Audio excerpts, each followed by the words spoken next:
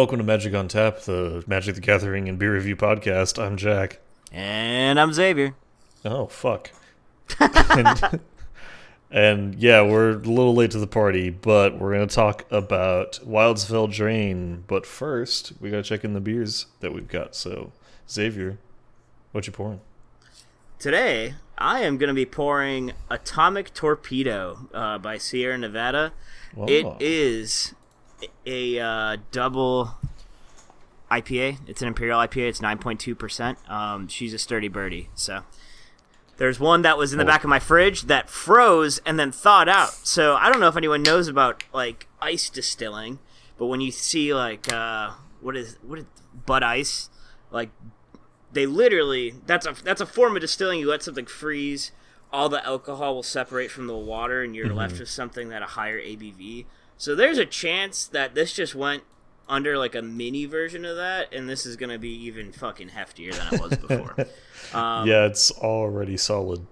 Yeah, somebody left a fucking like 6-pack of this in my fridge from my anniversary party, and I've just been whittling away at them because, yeah, I usually can't have more than one. I want to. Except at your anniversary party, you drank one, and then I gave you mine.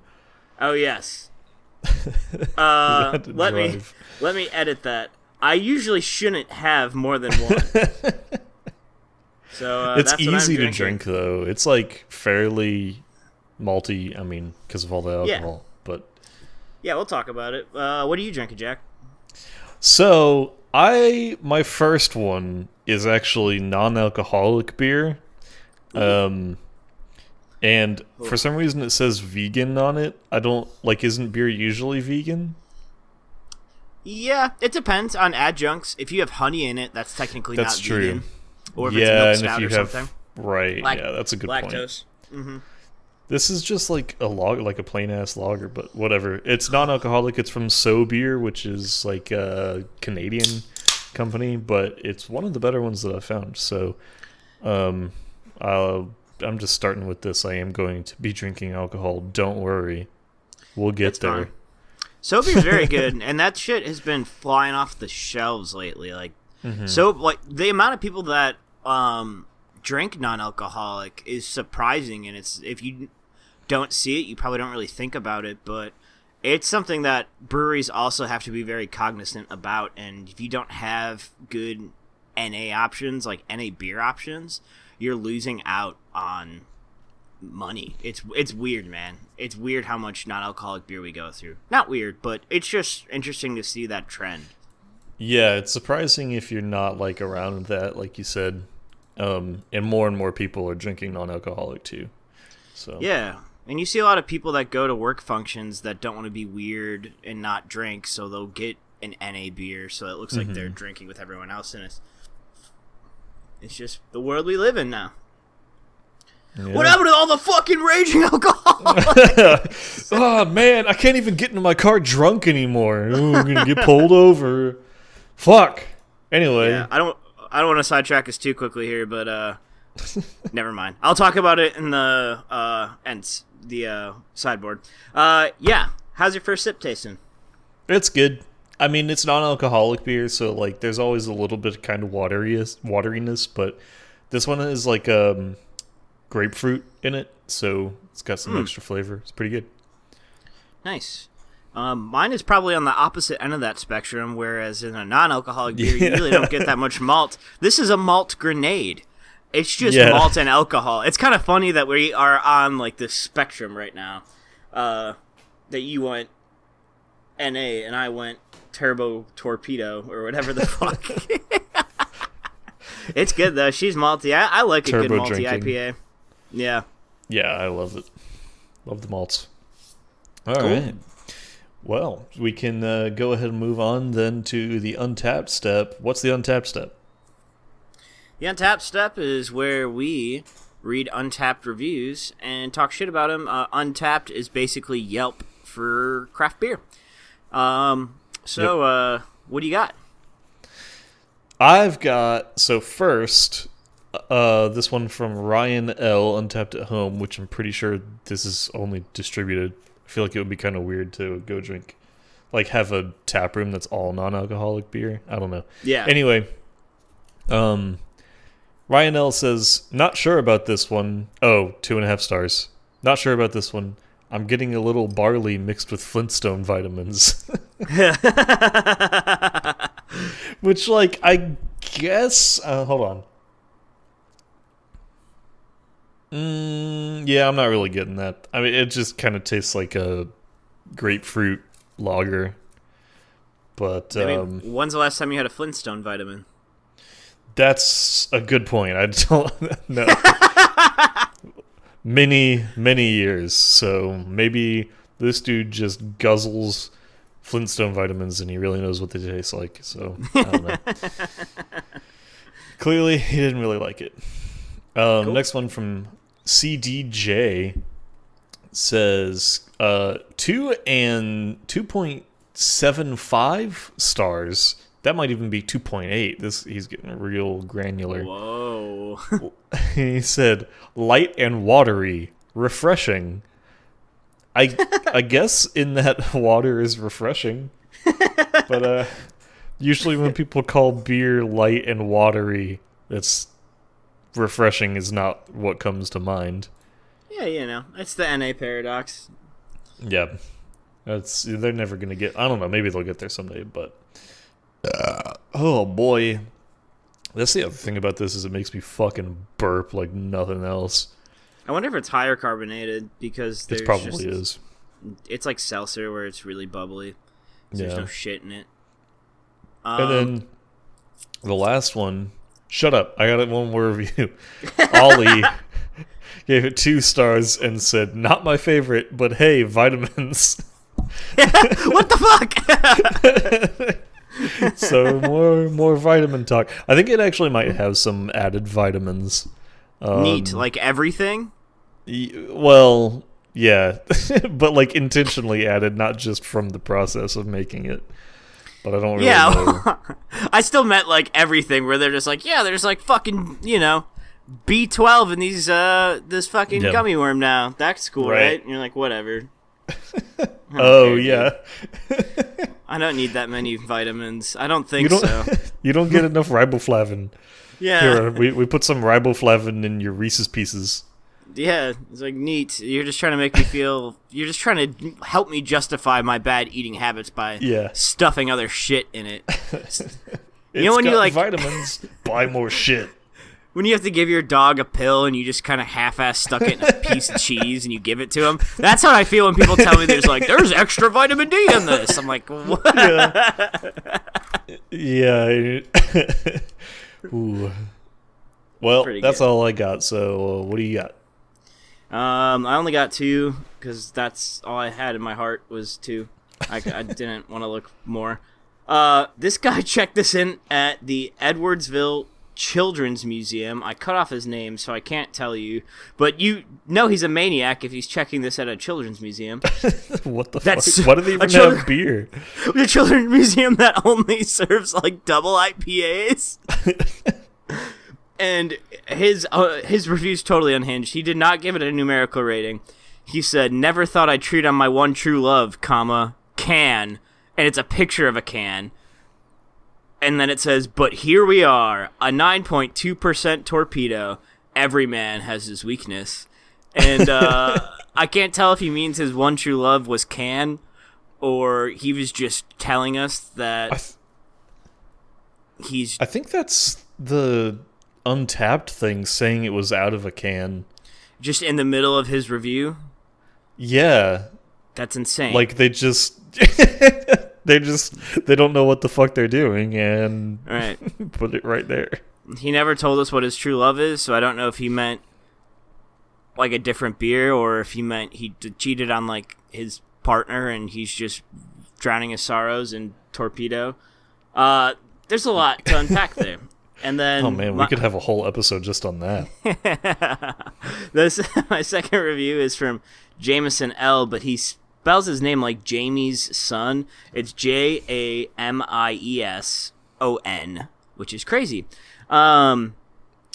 gave it 3.75 stars and just says, "What a Packer victory." And I picked this one because I'm from Wisconsin, so I like the Packers, and that's it. I'm a very basic man. That's it. That's all I got. Yeah, I don't know. I'm from Charlotte, so I like the Panthers, so I know true pain. Yeah, right. Nobody hates the Panthers. If that makes you feel better. No, it's true. Nobody hates the Panthers. Everyone's they like, just "Oh, feel all right." sorry for us. Yeah, right. You know, it's Yeah, they went to the the Super Bowl twice. it's the funniest thing. It's like, I don't know, man. They're like silly little guys. Yeah, and it's like there's only so long that you can use the youngest NFL team as an excuse. Oh yeah, for sure. He's like, yeah, that's cool, but you know, it's not 6-year-olds on the field. They are grown ass people that should just be good at their job. Yeah. Anyway, if that's all you've got, we can move on to the first main. Yeah, so like I said, we're talking about Wilds of Eldraine. I have a question for you. What is your favorite commander out of this set? Alright. My favorite, that's a hard question for me. It shouldn't be that hard. My favorite commander that actually has probably real usable utility is that mono red hammer lady, Eldraine, the Pyro Hammer. She's 2 colorless and 2 red pips for 4/4 human knight. Whenever an instant or sorcery spell you control that targets only a single creature deals damage to that creature, Eldraine deals that much damage to each opponent. Yikes, that's mean. My favorite commander that is infinitely less usable, it's not going to be the Goose Mother, though. The Goose Mother is fucking fantastic. I love the Goose Mother. It's fucking Toe Tens or whatever his 10 Toes, whatever his name is, Toe Ten Tans. Ratty 10 Toes. Yeah, Swarm Piper. 10 Toes Swarm Piper is a colorless. Wait, aren't we all 10 Toes? That's what makes it funny. 1 colorless, 1 red, and a black. For a 2/3 human warlock bard, which is a lot of words to fit into a creature type. He's dual classing. Whenever 10-toe Swarm Piper or another non-token creature you control dies, create a 1/1 black rat creature token with this creature can't block. And then you can pay a colorless on a black, so target attacking rat you control gains death touch until end of turn. I love him. I love him too. Like, I think both of us, I'm pretty sure we texted each other almost at the same time, and we're like, look at this, did you see the Rat Man? Yeah, look at the Rat Man. I just love the take on rat decks that's coming out of this with, it's kind of like what they did with Decayed with zombies, where you would used to just be able to make a 2/2 zombie that could do all the things, and it's like, yeah, why wouldn't you do that all the time? That's really good. And then they made Decayed, so you had to think about it a little bit more, and it still created good sack fodder, and there were other outlets, but you couldn't just, like, you had to swing with them, or you didn't, and there's no blocking, and, I mean, rat decks get out of hand historically, so it's kind of interesting to make a token that it is weaker, but you know, people that are playing real rat decks aren't gonna fucking use any of this shit, really, because why make a rat that can't block when you can make a rat that can block very easily? So it's an interesting take. I kind of like it. Kind of slows it down a little bit, and that's fun. Yeah, I kind of wish they had something more. Like, I don't know if it would be too strong to give them death touch or something. Like, he can give attacking rats death touch, but you have to pay 2 mana. So, like, I don't know. That seems maybe a little bit lopsided, because if they had Death Touch, then it would, make your opponents actually kind of think about whether they want to block or take it. Because, I don't know, I think it would just make it more tactical. But maybe it's too much. They probably tested that and it didn't work. But yeah, or just didn't do what they wanted it to. I think if his ability had been pay to attacking rats you control gain Death Touch until end of turn, that'd be interesting. And even if you uptick that mana ability to being like 2 colorless and a black, so it'd be 3 instead of 2.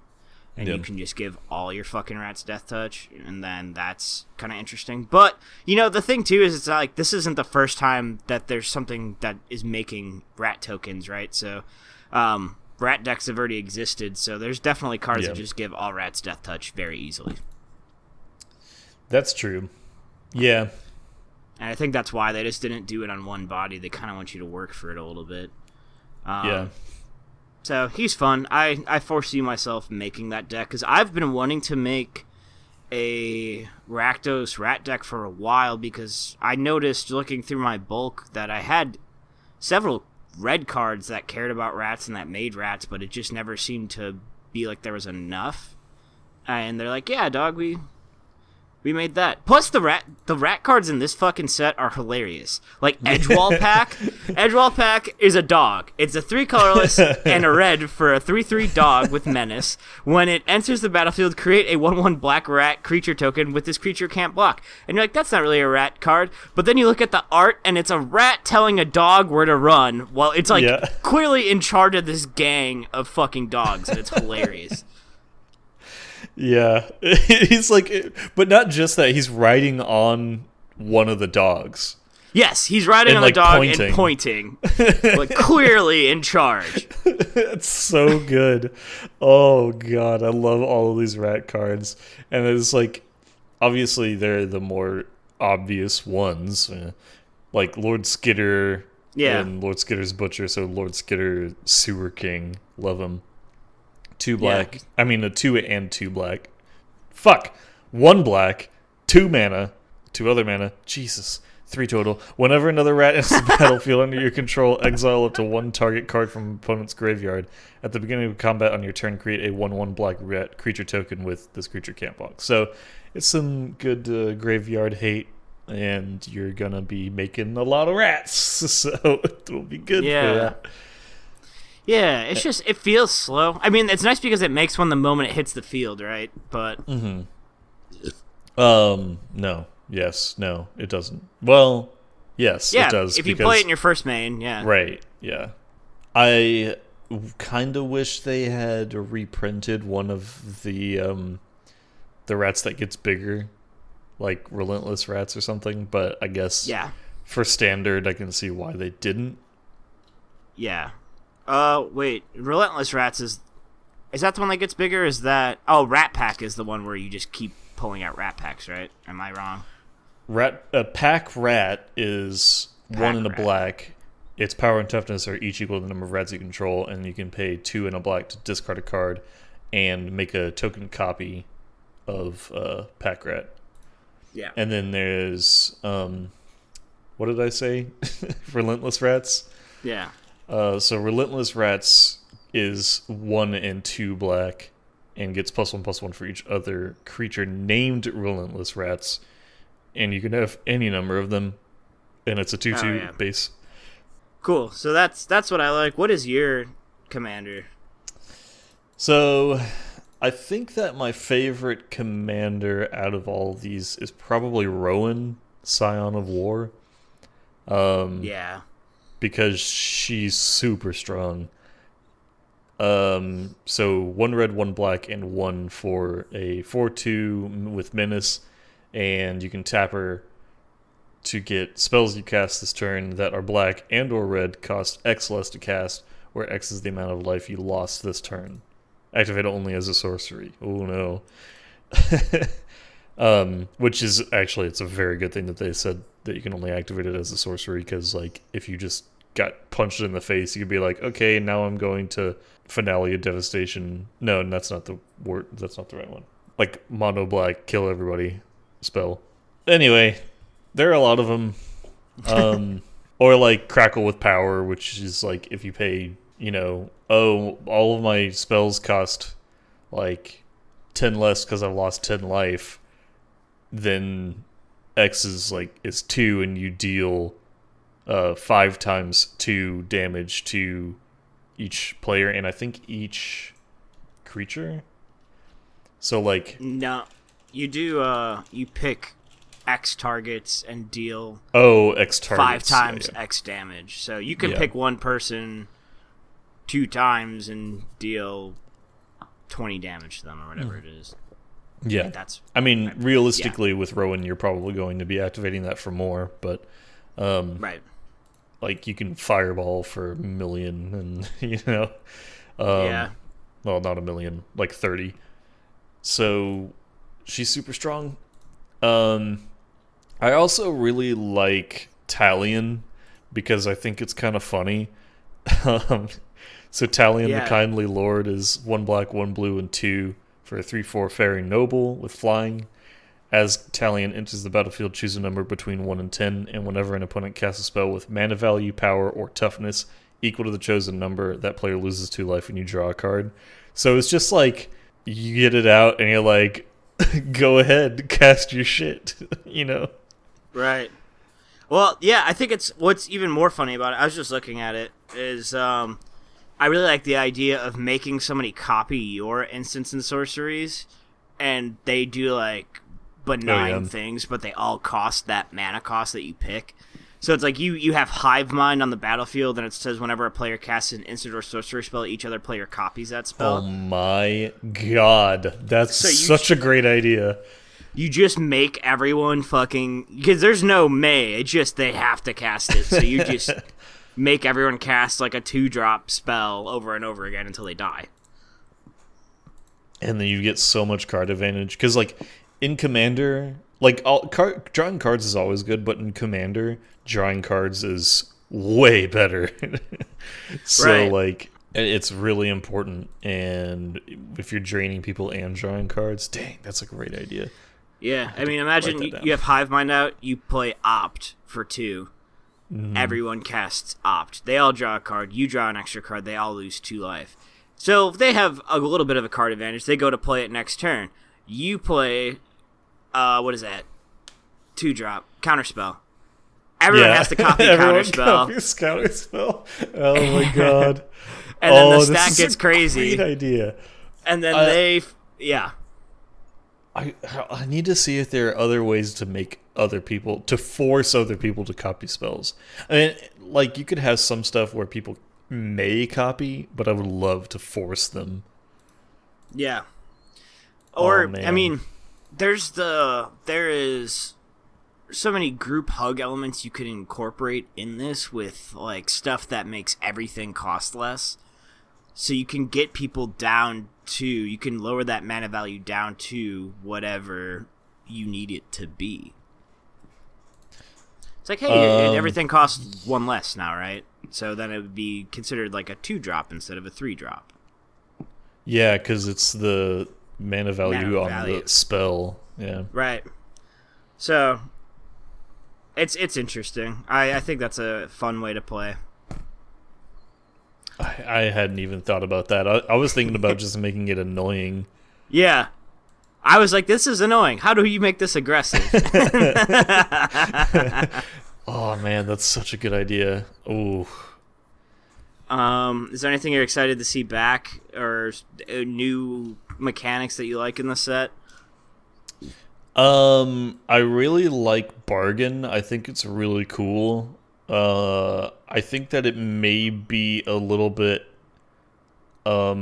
lopsided in terms of like you're getting a lot more than you're paying because like for example with Beseech the Mirror, so you can it's 4 black or no, it's 3 black and 1, and for a sorcery with Bargain, which says you may sacrifice an artifact, enchantment, or a token as you cast the spell, which also has some synergy with roll tokens, which we'll talk about, which is pretty cool. But search your library for a card, exile it face down, then shuffle. If this was bargained, you may cast the exiled card without paying its mana cost if the mana value is 4 or less. Otherwise, you put it into your hand. But, like, you can just search for anything with 4 CMC or lower and cast it for free. And if you're, like, I'm going to be putting this into I haven't gotten one yet, but into my Crick deck, so I'm paying 1 mana to search for and cast a 4 CMC. Could be any number of things that might win me the game. There are a lot of 4 mana cost things in that. Right, or even if it's just, I mean, you could cast a free Diabolic Tutor and then you can look for anything.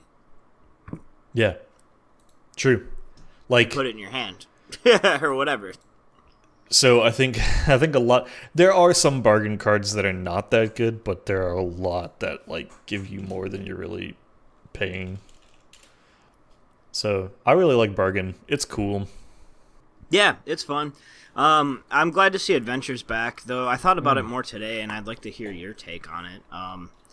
Adventure, if you don't know, it's just you have a card that's basically got 2 halves, and one side is a creature, and it has whatever creature abilities and base and power toughness, and then the other side is, I think they're all sorceries, right? Some of them might be instants. Some of them are instants.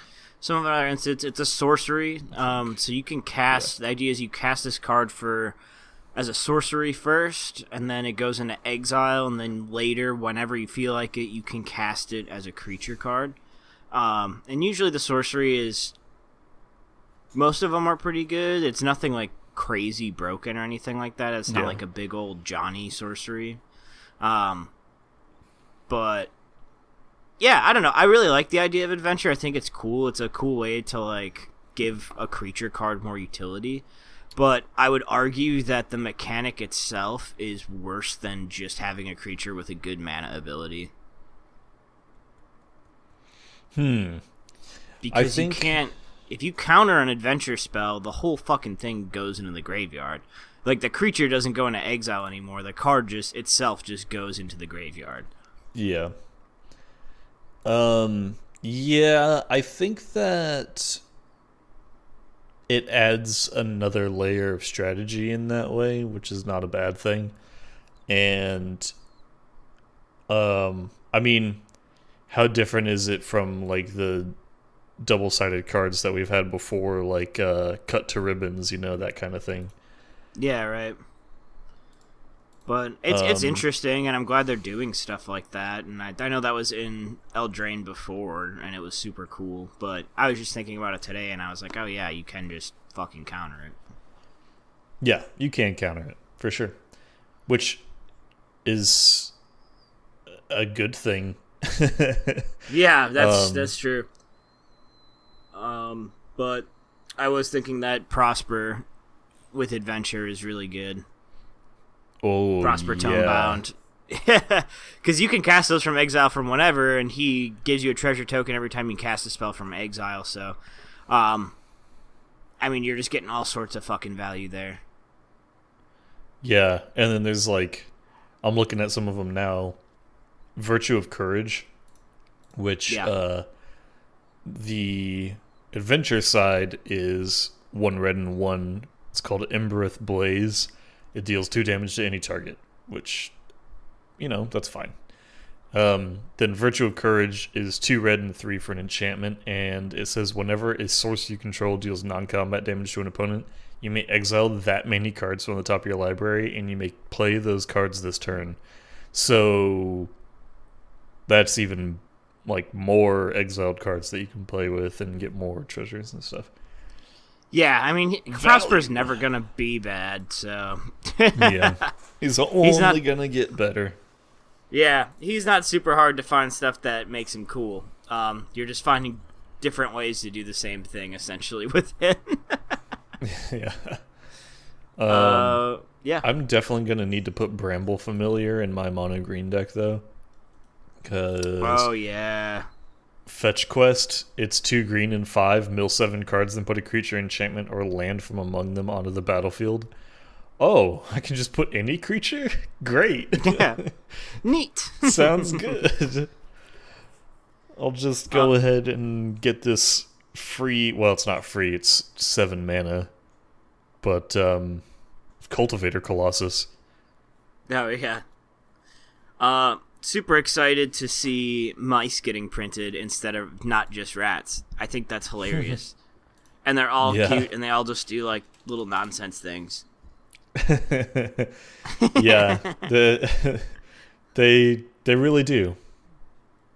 You know, they're just little guys. I love to see what. Oh, I was gonna ask if you had an example of a good one. Oh yeah, armory mice for sure. It's a colorless and a white for a 3/1, which is just crazy, and it has an ability called Celebration. Armory mice gets +0/+2 as long as 2 or more non-land permanents entered the battlefield under your control this turn. So to make a point, like I had posted that card in our Discord just because I thought it was funny, and Landon, who is one of the guys in our group that play, he actually writes for TCG. Holy shit, he writes for TCG Player. Yeah, it had to happen earlier. Now it's your turn. I know. And he's like, yeah, that's kind of an interesting card because it actually trades with stuff that is way more important, and every once in a while it becomes a 3/3 instead of a 3/1. And I'm like, yeah, that's kind of a good point. I didn't really think about that. I just thought it was funny mice. It trades with a lot of shit. It being a 3/1 is insane. Yeah, for 2. It's crazy. Yeah. And it becomes a 3/3 probably more often than not. Yeah. Especially in like an enchantment deck where if you're playing like if rolls matter and you're creating more than one roll every turn, that's becoming a 3/3 way quicker than you would think. So Yeah. Or if you're playing mono white mouse tribal. Yeah, or tokens or anything. You know what I mean? Like that's becoming a 3/3 more than and even. Oh, it doesn't stack. It just gets +2/+2 or +0/+2. Yeah, I mean it's becoming a 3/3 for 2 way more than I think I realized when I initially first saw it. So, it's fun. I hope they keep printing them, and I hope we eventually get a mouse tribal commander. Yeah, that'd be cool. They also printed a rabbit unicorn, and now there's fox werewolves, which is dope. I haven't seen the fox werewolf. There's a bunch, and there's so many werewolf foxes in green. They're like werefoxes. Oh, what? Yeah, dude, it's weird. It's weird. It's like a thing. There's not an insane amount. It's not like Innistrad with full on. Like you can go and make a whole werefox deck, but there's like elf fox warriors, ferocious werefox. What else do we have? Elf fox. Oh my god, I love it. There's more than one. I'm not making this up. Whatever. They're in here. Believe me. I see 2, ferocious werefox and werefox bodyguard. It's way more in the art. There's a lot more going yeah. on in the art with it, where it's implied there's werefoxes everywhere. Yep, here we go. If you search by the art tag, there's like bestial bloodline, curse of the werefox. Yeah, Nice. see. They printed more oofs or oofy or however you say that. I love it. They look fucking crazy. They're insane. Yeah. Do we follow this account on Instagram? And they opened a pack and there was like a foil troublemaker oof in it. And the music they played over it was just the lead singer from Korn scatting. And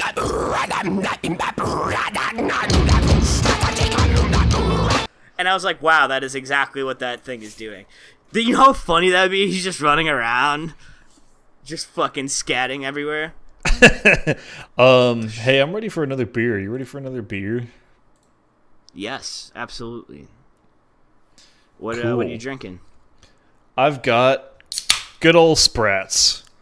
If hold on. you haven't been listening, Tim, Sprats is from a great local brewery, Town Brewing, and it's just a solid light lager. Yep, it actually won Best Local Grain at the Charlotte Independent Brewers Alliance Beer Awards. So, Oh, fuck yeah. because all the grains are locally sourced from North Kakalaki. North Yes. Kakalaki. North Carolina. North Kakalaki. Spratt's is also named after Thomas Spratt, who was like one of the first settlers of the Carolinas and had a really dope relationship with like the Native Americans in the area. Fuck yeah. And I put a lot of research into finding someone to name after it that was somebody that mattered for the Carolinas, but also wasn't just like a horrible slave owner outright. So that's who they came up with. You know, I didn't know Southern that, problems. Now you know. If you don't know, now you know. I'm drinking Rewind Lager, so it's kind of like Battle of the Light Lagers right now. I'm pretty sure Jack has checked this in before. It's from Birdsong. That's another Charlotte brewery. It's 4%. It's called Rewind, and there's a picture of a fucking cassette tape with a pencil in it, like rewinding the tape, because, you know, it's like an old school beer. It is exactly like Kraft Miller Lite, so. Yeah. What do you think? How's yours? I fucking love Sprats, dude. If I could replace all of the water that I drink with Sprats, I would. And I drink a lot of water, so yeah, I love Sprats. It's so good. It is like perfect for every occasion. It's good for drinking in the sun.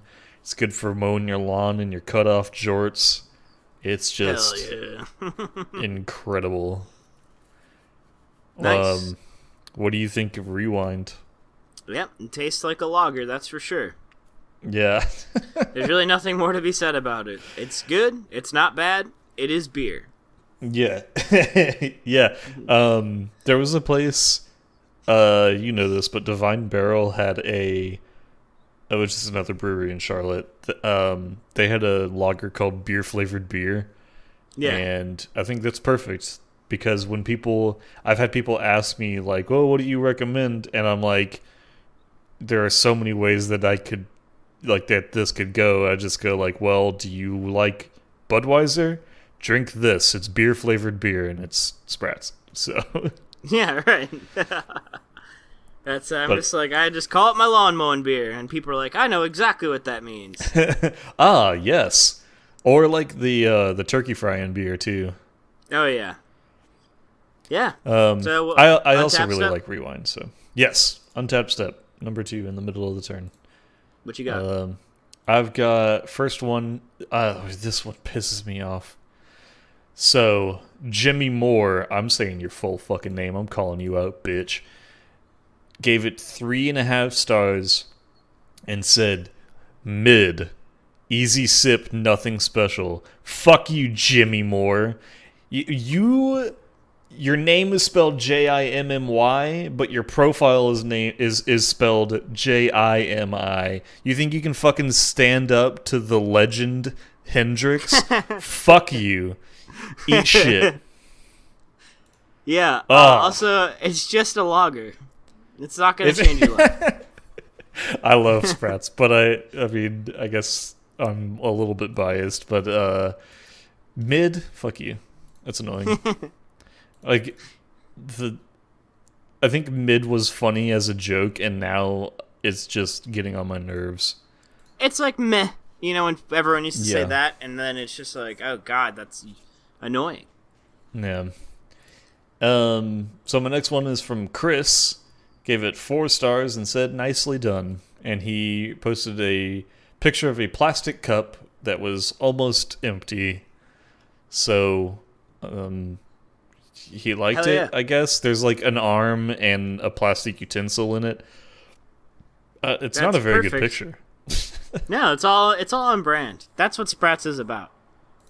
That's what everything that it stands for is right there. Yeah. In that it tastes better out of a plastic cup. I've done a lot of experimentation with this. It just tastes so good in a solo cup. That's the best way to drink it. I have not tried that. I will have to do that. Yeah. Tastes Um, better in plastic, man. and the last one is truly unhinged. It's from Andrew D. Gave it 3.75 stars and said, enjoyable light lager. Rewatching Repo, the genetic opera. Anthony Head, Paul Sorvino, Bill Moseley. Awkward watch, but hard to turn away.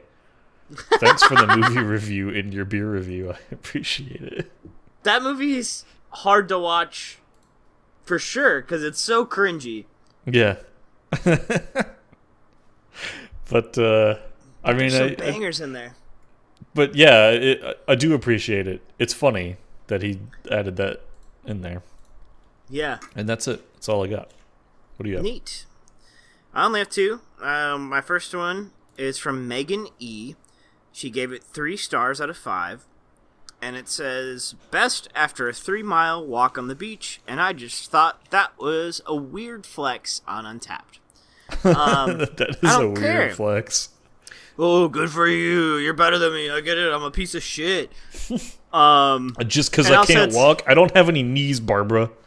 Right. It's like 3-mile walk, and she gave it 3 stars. So is it like every mile it gets better? Maybe walk 5 next time there, fucking Megan. And then Eric H gave it 3 out of 5 stars, and he said, it was free. That's all I got. And yeah, that's fair enough. Yeah, sure. Yeah, fair enough.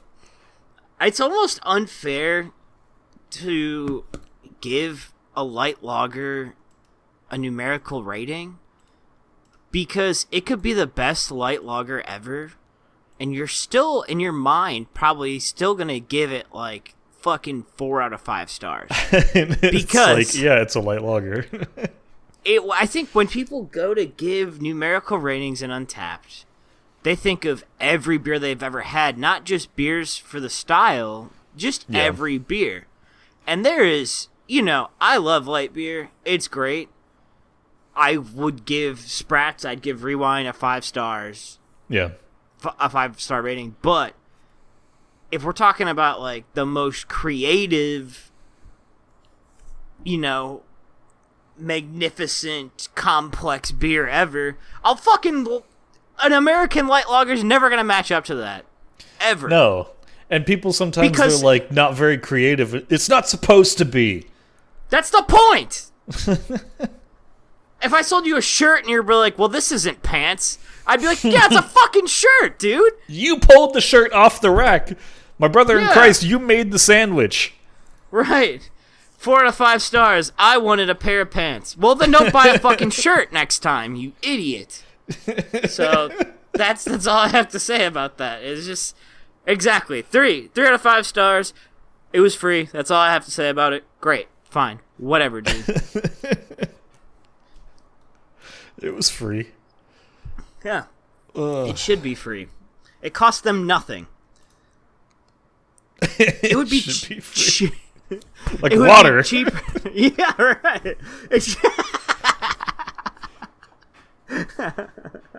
They could go outside and every day throw 8 4-packs of beer just at an idiot's head on the street.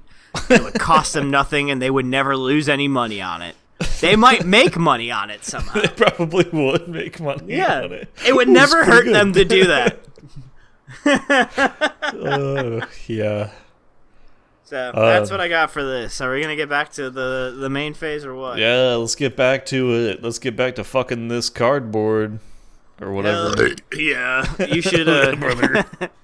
You should just describe what rolls are for us, because that's like the next big thing that we need to talk about.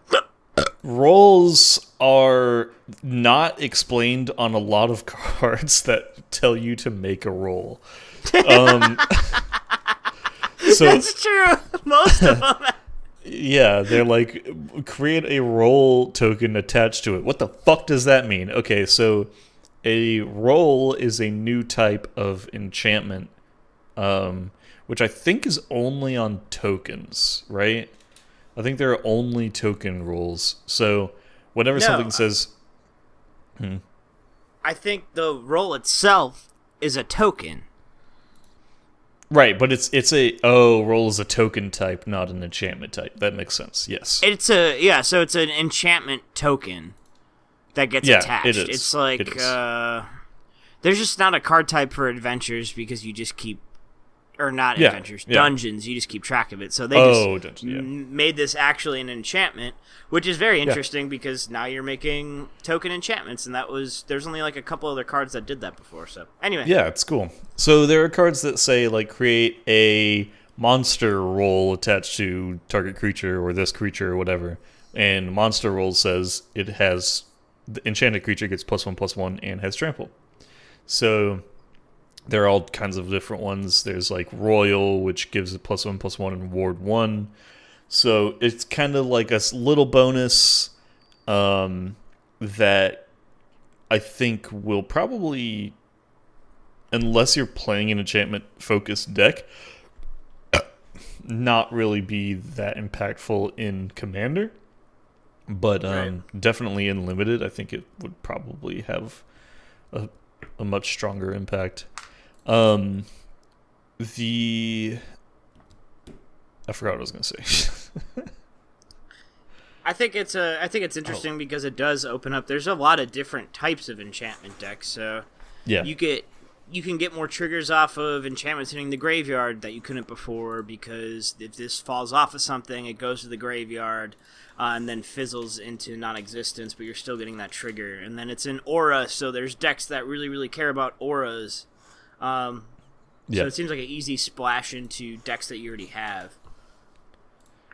Yeah. Like, there's actually a new commander that I kind of want to build. Arietta, I assume is how it's pronounced. Eriette, of the Charmed Apple. So it's 1 black, 1 white, and 1 for a 2/4 human warlock. Each creature that's enchanted by an aura you control can't attack you or planeswalkers you control. And at the beginning of each end step, each opponent loses X life, and you gain X life, where X is the number of auras you control. So, like, those would contribute to that. Right. And you mentioned dungeons, which I think is a good point, because you couldn't interact with dungeons at all, which I think was kind of a mistake. Yeah. In these, you can actually interact with and like remove them if you need to. Right. I feel like dungeons are just it's a mechanic that needs to be revisited, and I think they tried to do it a little bit with the initiative, but Yeah. I don't know. I think there's more there are interesting things you can do with that just isn't being tapped into. It's like, even if you just made dungeons a form of battle or whatever, right? That's what I'm thinking of, because they just released those battles. Oh man, that would be awesome. That'd be cool, because it kind of is, and it's like something about if you could, I don't know. It's like they tried to get that party mechanic going as well, where it's like if you have a rogue and a wizard and a whatever, a warrior, you get benefits. And I wish there was something that tied into having a party and having it be a party with like a sub theme in dungeons, where you could just get the full fucking D&D effect, you know? So Yeah. I don't know. It's just, I wish they would have done more. I hope they revisit it again and amp it up a little bit, because it could be really cool. But they definitely learned from it. I mean, now we're getting really cool stuff regularly, like brand new mechanics that I think are pretty neat, and it's easier to interact with and do stuff with. So Yeah, and for a while it kind of, I don't want to, if I say it seemed like they were running out of ideas, it makes me seem like, oh yeah, I could have done better, you know? Like, I can't fucking do better than Magic designers. They're geniuses. Right. But like, you know, they were not as inspired in the new mechanics that were coming out, and like, these are all pretty cool, and I can see these actually, like, some of them are impactful on the game as a whole, and some of them are not, but like, just actually good mechanics. Yeah, I think it's cool to see the thought of kind of the spacing on, or the timing on releases for these sets, because we're seeing, you know, Eldraine came out. Obviously, the last Eldraine had an emphasis on food tokens and stuff like that. There's a lot of food tokens here, and then there was interaction with food tokens in the Lord of the Rings set, so it's just kind of following this like natural progression of mechanics that are just building off of each other. So if at any point you're getting into something, you can go back to, if I just started, if this is my first time playing Magic, I just got into this because of this cool fairy tale shit that's going on with this. I could look at the Lord of the Rings set, which wasn't that long ago, and I would be able to interact with some older cards and then maybe make my way back and find more things to do. So yeah, it makes the rest of the game more accessible. Right. I love Eldraine. I think it's really cool. I love how it's just, it doesn't like, it almost gives off joke set vibes a little bit, you know, like it doesn't seem to take itself very seriously at all when it still has like a lot of power in it, but it's just, the art is different. It has a totally different feel to it. It's very whimsical, and you know, as much as I love original Innistrad, I don't like, sometimes it's cool to not have hardcore metal ass shit all the time. Yeah, like, not be so serious. Right, like, I love fucking, what is that mint monstrosity thing? Minstrosity. Or Scream Puff. Yes. Yeah. So, you know, that's cool. I like that. I like seeing that. Minstrosity. Yeah. And, it creates a food, so. Yeah. Or Tough Cookie, which is like... Tough Cookie is good. Gingerbread Man fucking Ash Williams from Evil Dead, where he's like ready to go. He's just missing an arm, and he just needs to miss an arm and have like a little like fucking cookie chainsaw attached to it. So it's cool, man. I like it. It's fun. And there's a lot of power in here, and there's a lot of power in the last Eldraine set. Oh my god, so much. It was like broken. It was fucking broken. But it's cool. Yeah, there is a lot of power, but it doesn't feel like super overpowered like the last Eldraine set did. So yeah, they went, whoa, sorry. Balance. Yeah. Oh, fuck. Right. Oh, we shouldn't have printed fucking Embercleave. It's like when you play a boss, or when you have to fight a boss in a video game, and then you unlock it, and you're like, that's this version. We unlocked the boss, and he's just not as strong as when you had to fight him in the video game. Wait, where's his dive kick attack? Yeah. Hey, what the fuck? Yeah. Overall, cool set. I'm excited to play with it some more. I have played with it a little bit, but I haven't gotten to like do any pre-release or anything. But yeah, I'm looking forward to more games with these cards. You have anything else? Should be fun. No. Unless no. All I have to say is that there's manlands in this set, and that's cool. Oh, we can talk about the manlands. You want to? That's it. That's all I had to say. If you have more to say, then you can go for it. Oh. But it's cool. They're cool. They're like they're pretty cool. They have like extended abilities. They don't just become lands. A lot of them do other things when they attack, which is interesting. Yeah. Yep. I do like that. It's pretty cool. Because the cost on animating manlands in the past has been like, well, why am I doing this for a 2/2? And now it's like, right. Now I get an extra thing. Ooh, that's pretty good. All right. That's cool. Well, then we can move on to the second main. Hey, Xavier. Oh, yeah. What's brewing?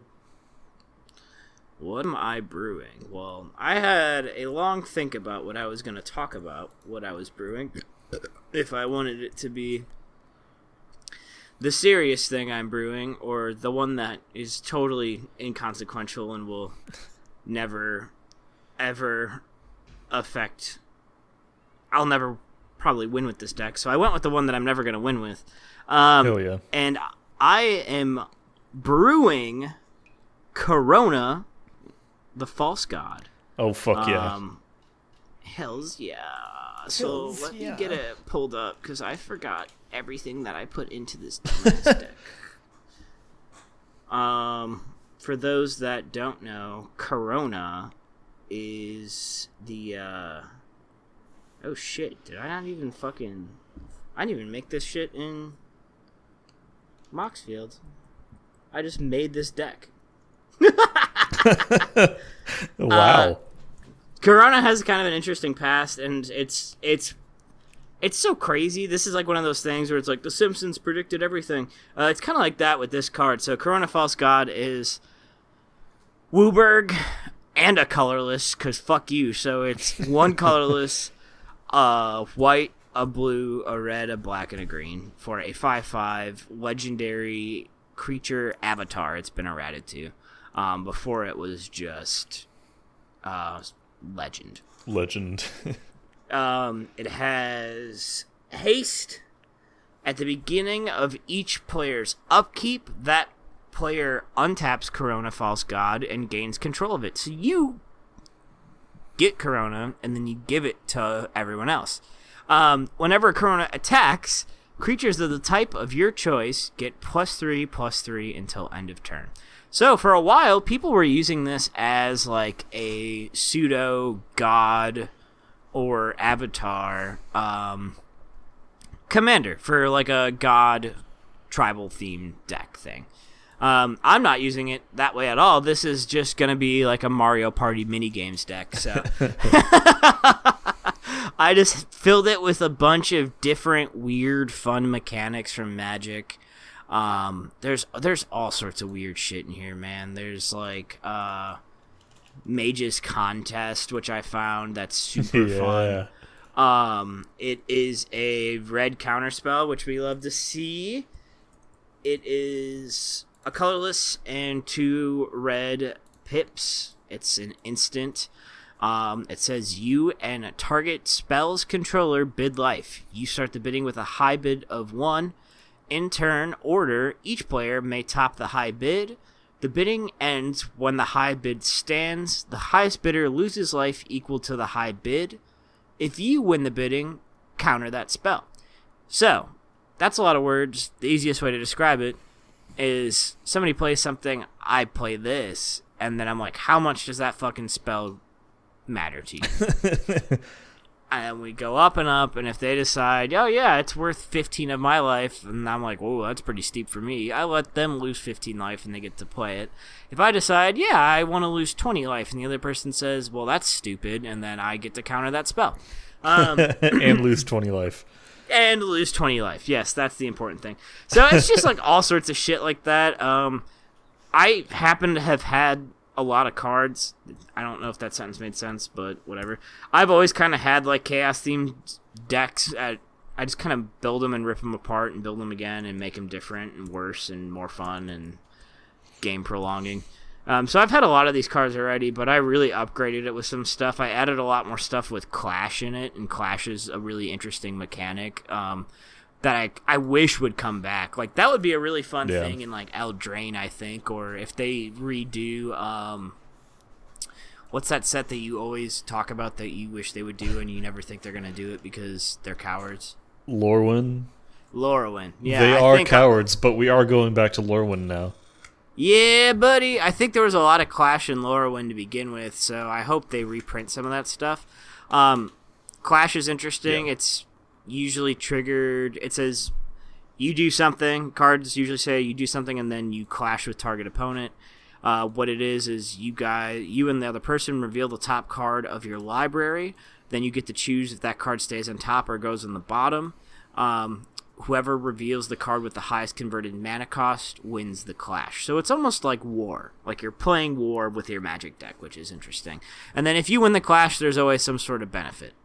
So I got that in there. I really want to get Goblin Game. It's a ridiculous card that is fucking... I love Goblin Game. Mana cost is insane for what it does. It is a 5 colorless, 2 red pips for a sorcery. Each player hides at least one object. This is a real allowed card. This is not a joke set card. Each player hides at least one object, then all players reveal them simultaneously. Each player loses life equal to the number of objects he or she revealed. The player who revealed the fewest objects then loses half his or her life, rounded up.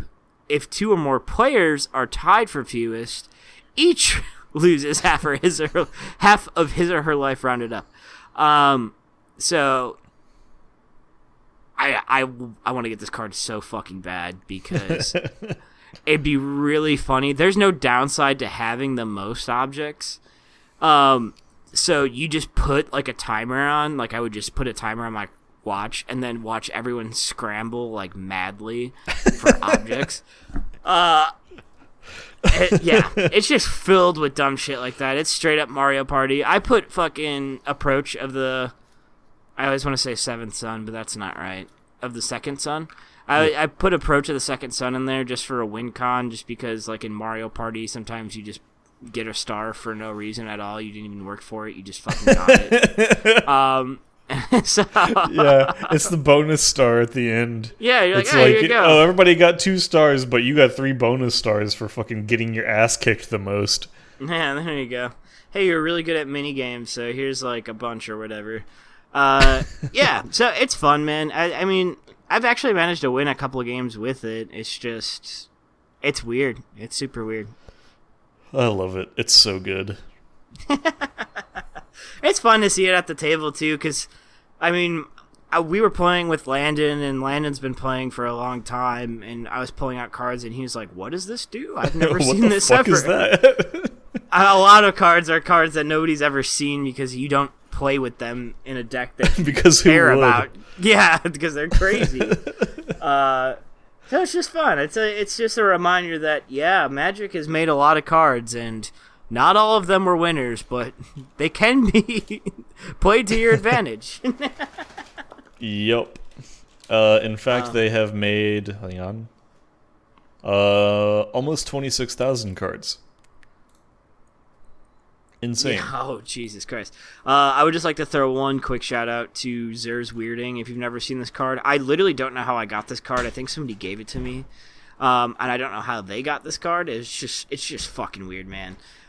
It's an enchantment, and it plays the picture. The card art on the one I have is insane because it is an underview of Zer. So like you, it's like somebody took the original card art for Zer, where you see him head on, and then Zer's Weirding is just an upskirt on Zer. So you see his like the underside of his nose and mouth, and you almost see it up his loincloth. It's insane. It's just crazy.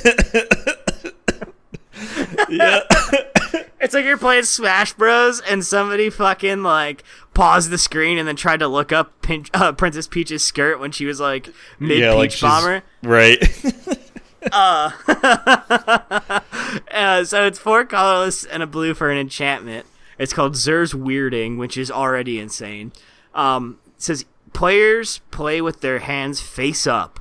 Whenever any player draws a card, any other player may pay 2 life to force the drawing player to discard that card, and then you can't do anything to prevent that life loss. You are eating 2 for sure. Yep. Crazy. Love it. Politics immediately. You're like, whoa, please let me draw this. Please, I really want this. Guys, it's not that bad. Just let me do the cool thing. So cool. That's what I got. Hey, Jack. Hey, Xavier. What you brewing?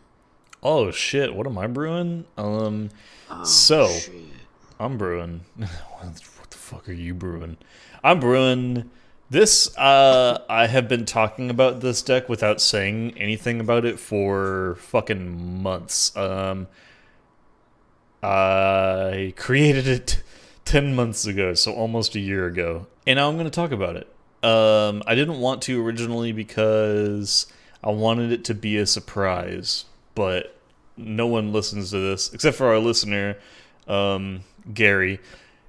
And so you'll be the only one who knows, and you'll just chuckle to yourself when you see it at the table.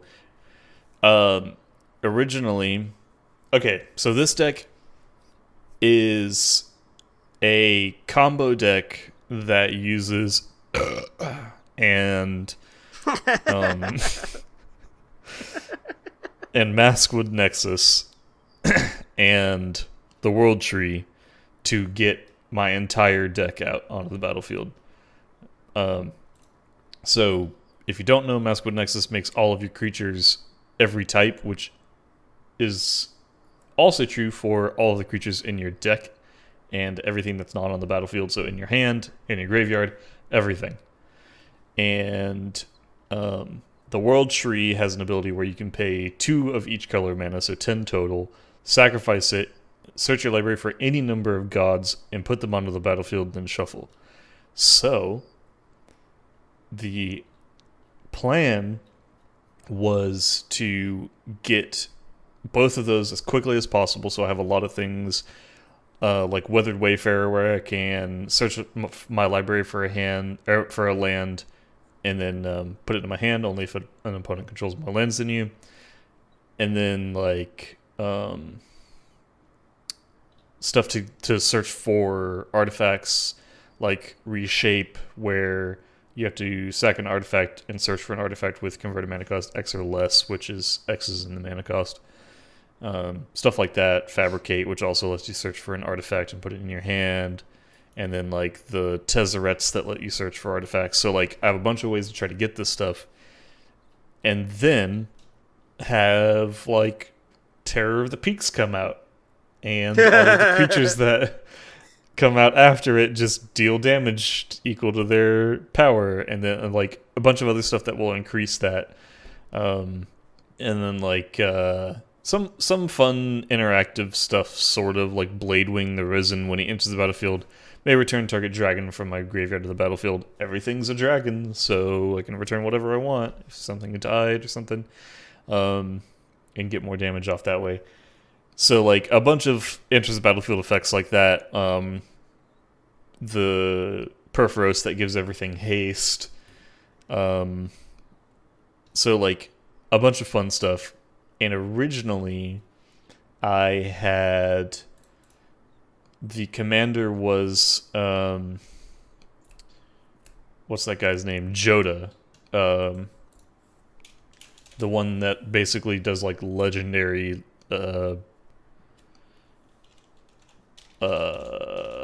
Cascade. Yeah, Joda the Unifier. God, and legendary creatures get +X, where X is the number of legendary creatures you control? What the fuck? Yeah, so he's not the commander anymore because Ruka Ramel came out. So now I don't have to get Maskwood Nexus. I have it in my command zone. I can just cast my commander and immediately...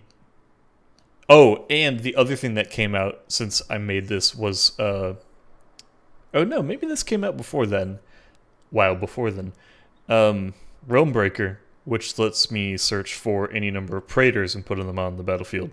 So I now have multiple ways of both making everything one creature type and fetching all of that creature type. So I'm really excited. I'm finally gonna build this, I think. I've been wanting to for a while, but the cards that I don't have are a little expensive. But I think it's time. Hell yeah. That's exciting. It sounds super fun. Well, it sounds like I'm going to die, but it sounds super fun to play. I don't know how it's going to do in an actual game. I played against it myself, just like in the Moxfield tester, and then like with paper in front of my desk or on my desk, and like it has done okay sometimes, but hell yeah, okay, sometimes that'll work. Yeah, I mean it's gonna basically do nothing until the combo goes off, which I guess is just a combo deck, so it's fine. Yeah, who doesn't like a good combo deck though? Yeah. Well, that's pretty neat. I'm excited. You got anything else? Nope. I guess we should go to the sideboard then, right? Oh, yes, the sideboard. What you got for the sideboard? Oh, for the sideboard, I'm going to talk about a documentary that I just started watching that somehow I've just managed to not watch until now. I was vaguely aware of it. No. I was vaguely aware of it happening since it's happening in this fucking area that I live. But, yeah, I'm watching that documentary on the Murdaugh murders. If you don't know, the Murdaugh family is a super big, powerful family of lawyers that basically run the show in a little South Carolina town. Like, they just went unchecked for a long time. Yeah. The youngest son of Alex Murdaugh, who is Big Papa, next to his father, who's Bigger Papa. The youngest son got shit-faced and crashed his boat on a river and killed a girl that was on the boat with him, and the family tried to cover it up, and it kind of just ended up devolving from there. It ended up being that Alex Murdaugh ended up killing his son, his housekeeper, and his wife in an attempt to make it seem like home invaders had broken in and killed his family, as a way of covering up his son's indiscretions and essentially preserving the name of his family. So he's just a huge piece of shit. Yeah, that's putting it lightly. Yeah, it's very lightly. And that's like, I mean, this is years of unchecked indiscretions. So, like, the family's done a lot of horrible things. Yeah, that's it. That's what I got for the sideboard. I'm watching that. It's very... I always hate saying interesting when it's about tragedy and it really affects, fucking people's lives, but eye-opening, I guess, is what I will go with. Yeah, I mean, it can still be interesting. Yeah. But yeah, it is fucked up. It's grody, is what it is. It's grody.